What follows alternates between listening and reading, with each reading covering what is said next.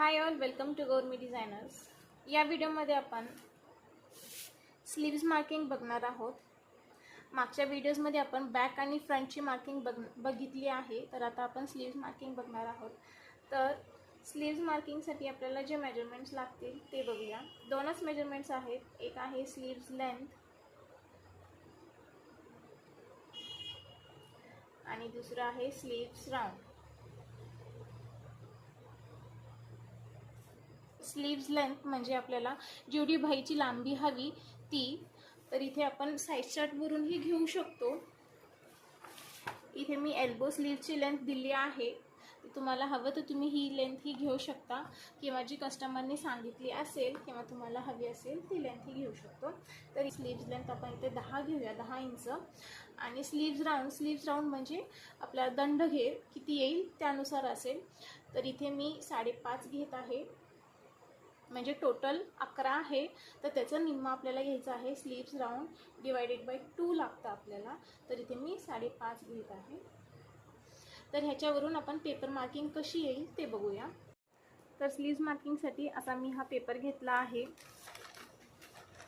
इथे on fold side आहे आणि ही ओपन साईड.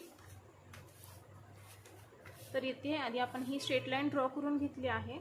इथे फोल्डेड साईडवरती आपण स्लीव्हची लेंथ मार्क करणार आहोत. तर स्लीव्ह लेंथ आहे इथे 10 इंच. तर 10 इंचमध्ये आपल्याला 1 इंच ॲड करून मार्क करायचं आहे.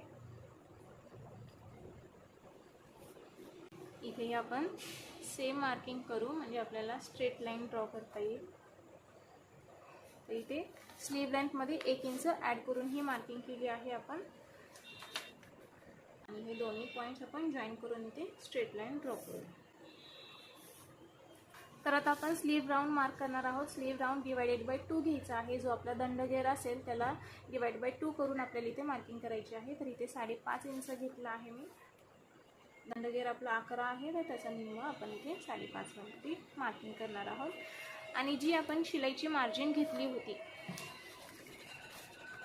हे बॅक पार्ट आहे. इथे जी आपण शिलाई मार्जिन घेतली आहे तीच मार्किंग आपल्याला इथेही घ्यायची आहे. तर जेवढी ती मार्किंग आहे तिथे आपण 2 इंच घेतलं होतं, तर इथेही सेम 2 इंच आपण मार्जिन ठेवणार आहोत. आता इथून आपल्याला 2.5 इंचावरती एक मार्किंग करायची आहे.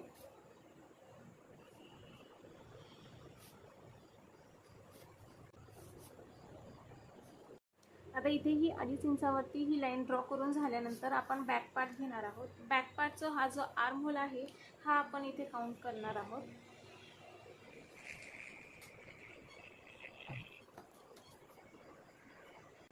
तर जसा राऊंड आहे तसं आपल्याला हे काउंट करायचं आहे. इथे 10.5 इंच येत आहे आणि ते आपण इथे मार्क करणार आहोत. तर इथे आर्म होल आपला 10.5 इंच येत आहे. तर तसंच आपण इथे क्रॉसमध्ये हे 10.5 इंच मार्क करणार आहोत. आता ही पॉईंट आणि ही मार्जिनचा पॉईंट आपण जॉईन करणार आहोत. आणि या पॉईंटपासून 2 इंच आतमध्ये आपण एक मार्किंग करणार आहोत. ही आपली मार्जिन आहे. जी इथे मार्जिन आहे ती सेम,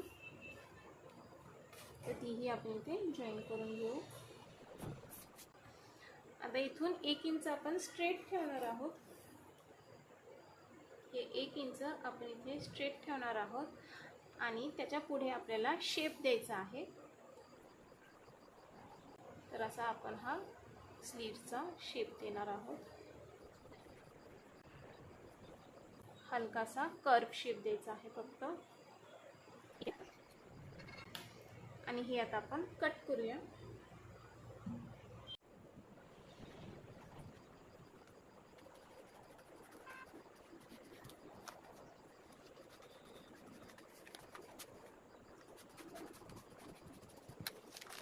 ही झाली स्लीव्स मार्किंग. तर या व्हिडिओमध्ये इतकंच. थँक्यू.